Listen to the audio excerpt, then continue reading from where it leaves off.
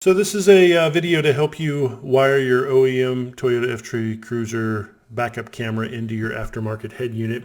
I have a 2014 FJ Cruiser. I recently installed a ILX-W650 Alpine head unit, and it has a place for a front and a rear camera. Upon installation, I didn't install it, and then I went back to do the installation for the camera. I will step you through the process I went through, things that I looked at on the FJ forums and different places online. Didn't really give me a very clear explanation of where I have to tap into, and in some senses it was a little bit more difficult than I thought. So I just took some pictures along the way and decided that I'd share my experience, hopefully save you some time. First thing I'll look at is the design, the wiring diagram, to give you a sense of where the signals come from. If you haven't looked at a wiring diagram before, I'll just very quickly step you through. This is the actual camera unit itself. It comes up using 4 wires, a black, a white, a red, and a brown ground wire. They come up through a junction plug that's at SC1, SL1, EL1, and RE2. I'll show you on a diagram where those junction locations are. A lot of folks that I read on the forums were tying into RE2, and it wasn't exactly clear to me when I got up underneath the kick panel on which one was RE2 based on the pin assignments. When I mean pin assignments, I mean within the plug 7, 8. Those are the plugs that you're looking for when you're trying to trace the wires down. And it wasn't clear to me which one was RE2, and I decided EL1 was a lot easier for me to trace. So another thing I'll call out here before moving on is that these wires are actually together. You don't usually see it when you're looking at it coming into EL1 where I was, but the red, black, and white wires were shielded, meaning they were wrapped together in a smaller black cable together as they ran up through to get to the junction. But it didn't get in my way. It was far enough back where it wasn't bothering what I was trying to do with the splice. So a view of how these things flow together. So back here where the camera is, obviously, it will come into SC1, as we said earlier. It's SC1, SL1, EL1. That's the place I was going to, is pin 38 and 39, or position 38, 39 on EL1. So that's where we get into. Here is SC1, SL1. It turns into this yellow tracer. And then when you get up to the front, you get into the instrument panel wiring diagram. And this is where we come up here. And the target I had was EL1. And what's confusing at first is that it doesn't look like, you'd think it looks like just a big plug that goes into another big plug. The reality is it looks something like this. It's the largest plug you have down at the bottom. But instead of just being a big plug that plugs in, it's actually a 10 millimeter bolt that takes a plastic assembly of 3 different, in my case, there's a space for a 4th, but 3 different sort of pin blocks, if you will, and it wraps them around and goes into this larger plug. So this is what it looked like after the fact. I didn't take a picture beforehand mistakenly. So these are my T-taps that go to the wires that we'll talk about. But this is really what you're looking for, is this big thing on the bottom of the driver's side kick panel once you pull that away. Couple of things. This is what I was talking about earlier with the shielding. It didn't get in my way. I was able to pull it back and do the T-tap, but I did have to pull the larger shielding back to be able to get good access to the pins. Once I pulled this bolt, and the bolt does not come out, the bolt stays stationary in that piece of plastic, and as you begin to loosen it, it actually will push the plug back. So let it come back slowly at its own pace. You have to give it a little bit of a tug for it to come out, but if you just pull it back, it'll come out, and you'll be able to start to spread those wires and take a look. A couple things I'll call out for caution. Make sure that you're using the right size T-taps. I have used different types and different brands of T-taps. I got these off of Amazon, and they work just fine for the 22 to 18 gauge wires.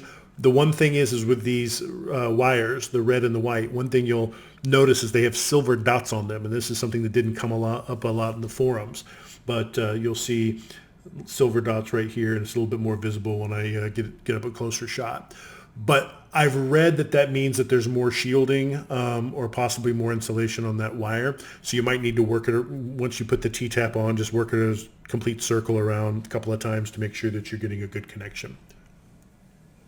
The second thing I'll call out is make sure when you're testing, once you have everything wired and plugged in for your initial test, make sure all the doors are closed. I don't know how many times I thought I had broken the original connection, or I had shorted something out, and I went and checked at all the fuses because I was throwing it in reverse, and the rear view mirror would not come on, and I would get a gray screen on the head unit that I was getting no signal.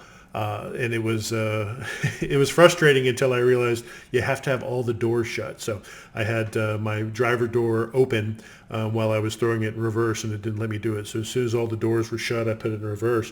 Then once I had everything wired, I was able to actually see success. So make sure those doors are shut. So this is what happens when you pull that plug out. As I said, you've got the wires that come up into these different sections. The left-hand side, as you're looking at, is where we're going to go, and we're going to put our taps.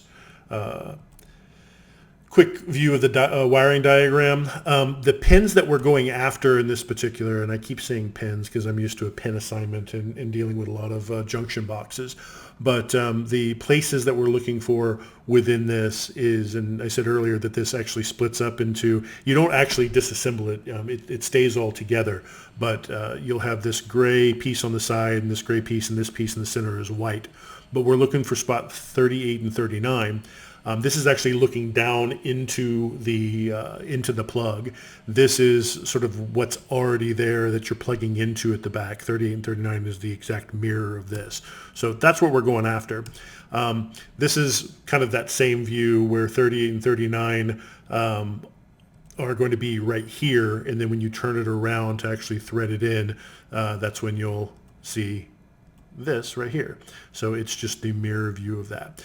Now, one thing I'll call out, and I said earlier about these silver dots, not 100% sure what they mean, but you'll notice over here, I have these that I actually ended up tying into. This is my 38 and 39 position, but over here, I had other red and other white with silver dots on them. Actually, this is pointing at this white with the blue stripe. This actually should be pointing right here.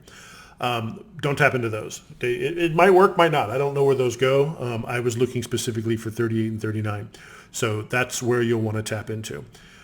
So when you get to the end, you should be tapped in on this side, on this red one. You should be tapped in, and that goes to the actual conductored line of a RCA plug.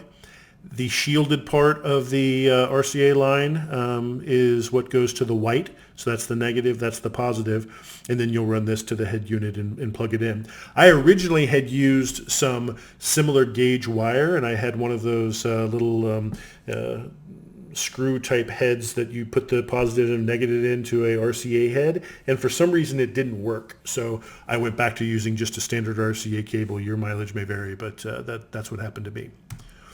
And you can see at the very end, I was able to get a signal in both places. Now, interesting enough, some people on the forum said that they go up into the rear view mirror, which is just a piece of plastic you can kind of pop back and push out of the way, and you can see where the wiring harness comes in for that rear view mirror. They've actually clipped those and soldered them off so that they don't have the image in both places. I didn't mind.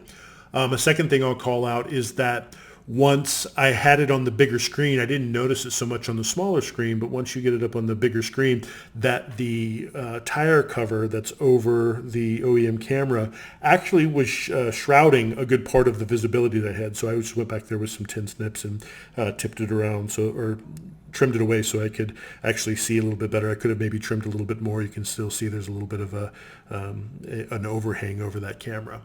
But that's what worked for me. I will post this on YouTube, of course, but I will make a link to a post in the FJ Cruiser forums.